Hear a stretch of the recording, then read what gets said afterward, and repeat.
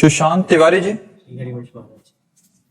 श्री हरिवंश महाराज जी। महाराज जी, आपके सत्संग सुनकर पता चला कि जीवन का एकमात्र लक्ष्य श्री जी की भक्ति करना है, लेकिन हम अधम फिर भी भौतिक सुखों को प्राप्त करने के लिए लगे रहते हैं। क्या मनुष्य को भौतिक सुविधाओं की चाह बिल्कुल नहीं करनी चाहिए महाराज जी? क्या हमें कुछ बनने या प्राप्त करने की? तो क्या चाह करने से सब कुछ प्राप्त हो रहा है क्या?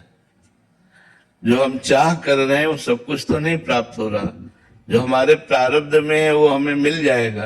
चाह करने से क्या होता है? प्रारब्ध में भगवत प्राप्ति नहीं है, इसकी चाह करो, भजन की चाह करो, धर्म की चाह करो, सत्य की चाह करो, सत्य के राह पे चलने की चाह करो, तो भौतिक सुख तो अपने आप मिल जाएंगे। सुविधाएं तो तुम्हारे को प्रारब्ध अनुसार मिल जाएंगी, लेकिन भगवान प्रारब्ध अनुसार नहीं मिलेंगे। जैसे कोई दुख की चाह नहीं करता ना, फिर भी दुख मिलता है ना। ऐसे तुम सुख की चाह ना करो तो भी तुम्हें सुख मिलेगा, केवल अपने कर्म को करते रहो। जो तुम्हारा कर्तव्य है, कर्म है, उस कर्म को करते रहो। चाह हमारे हृदय को जलाती है, चाह भगवान से विमुख कर देती है।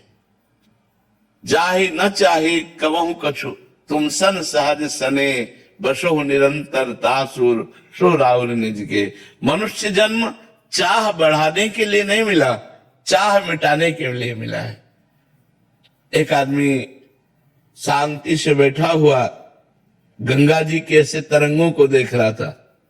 उसका दोस्त आया, अरे बैठे क्या करते हो?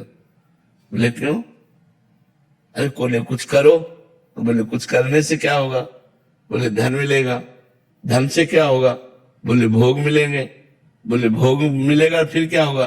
बोले शांति से बैठेंगे। तो बोले बैठे थे हम शांति से, इतना चक्र। चाह में आदमी परेशान है। चाहिए सबको शांति, लेकिन चाह के बाद, और जब तक चाह है तब तक शांति कहाँ है? तो चाह हमें लगता है भगवान की करनी चाहिए कि मेरे भगवान हम पर कृपा करें कि मुझसे भजन बन जाए, भगवान का सुमिरन बन जाए, परोपकार बन जाए, दूसरों का हित बन जाए। ऐसी चाह करो। हम आपसे सत्य कहते हैं, बिना चाहे सब कुछ अपने आप आ जाएगा। अगर भाग्य में लिखा है ना, तो बिना चाहे अपने आप आ जाएगा। हम देख रहे हैं ना, वो देख रहे हैं, हमारी इच्छा नहीं है, बिल्कुल नहीं। हमारी इच्छा जो है वो भगवान जानते हैं हमारी इच्छा क्या है। तो जब तक हमारे अंदर चाह है तब तक हमें जन्म जन्मांतर भटकना पड़ेगा। अगर हम चाह मिटा दे तो अपने आप सारे सुख आ जाएंगे। ये भी बात समझ लो। अचाह पुरुष के पास सारे सुख अपने आप आ जाते हैं। अब उसकी चाह नहीं रही तो उसका महत्व नहीं रहता। चाह में महत्व है। तो हम अगर जो चाहें करते हैं वो हमको फंसाती चली जाती है। एक चाह के बाद दूसरी चाह।